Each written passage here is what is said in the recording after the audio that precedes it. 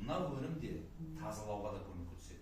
Восстановлениеге де, антиоксидантқа да, противопаразитарның, противогрибковый, противовирусный барлық жүйеге қатысты сондай универсальный продукт. Және де бұл өнімнің жанын еще 4 өніммен усилитіп қойған, күшейтіп қойған. Ол не? Біріншісі гранатовый косточка. Гранатовый косточка дегеніміз ол туберкулезге, бруцеллезге, қанның эритрокситтерінің нығайтуына, жүрек қан тамыр жүйесіне жақсы көмектеседі екен. И противоонкологический жұмыс жасайды екен. Одан кейін жүзімнің косточкасы, жүзімнің сүйегі дейді ғой. Ол да, оказывается, сильнейший антиоксидант, және де ол да противораковый жұмыс жасайды екен. Және де ол құрамында С витамині болады екен. Одан кейін үшінші нәрсесі демая деген, ол жасарту. Демая, жасартуды қосып қойып жатыр. Одан кейін бар, не бар ішінде? Янтарный қышқыл. Янтарный қышқыл дегеніміз ол қалқан шерезге жақсы. Одан кейін морской соль, морской соль бар.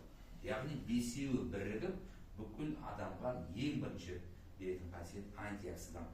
Бұл антиоксидант деген не ол? Ең бірінші антиоксидант бізге ракқа қарсы.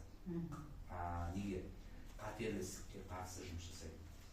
Өйткені бізде күнделікті 300-ден астам свободный радикал пайда болады екен. Свободный радикал дегеніміз, свободный радикал өтеді дағына адам ағзасына 300-ден астам рак клеткасын тудырады екен. Бүкіл адамды сондай, бәрімізде де күнделікті 300-ден астам рак клеткасы туылады екен негізі бізде.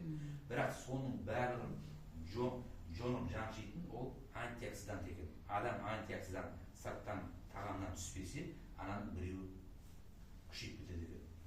Сол үшін де антиоксидант дегеніміз не ол? Жеміс жидек, овощ, фрукты, жасыл, шөп деген нәрселерді күнде қолдануымыз керек екенбіз.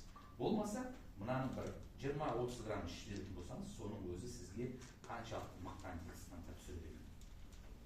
Екіншіден бұл нервтік жүйелерге, жүйке жүйесіне. Неге энурезге жақсы нәтиже беріп жатыр? Неге жаңа зелерлерге жақсы нәтиже беріп жатыр? Себебі бұл мынау жүйке жүйесіндегі нейротоксин деген тазалайды екен. Нейротоксин. Қазір көп, өте көп дефектімен балалар, сөйлей алмайтын балалар, тілді жаңағы тез шықпайтын балалар, ЗПР деген сияқты. Не үшін көп? Оның барлығында басынан көпшілігінде нейротоксин. Манағы біз айтқан уыт, кір, мида да бар деген сөз. Соны жуып шайып тазалағанға өте жақсы көмектеседі. Себебі мимен дейді қуықтың арасындағы байланыс жол үзілетін болса, бала сиіп қоя беретін болады дейді. Бала жіберіп қоятын болады. Ең алдысы. Ары қарай сөйлеу, ойлау қабілеті төмендеп, немесе агрессивті болып, немесе ойын дұрыс жеткізе алмай, немесе ойы кем-кетік болып жүретін балдардың бары осы нейротоксиннің нәтижесінде екен. Сол үшін де нони солардың барын алдын алып, еще плюс емдейді екен. Түсіндікті?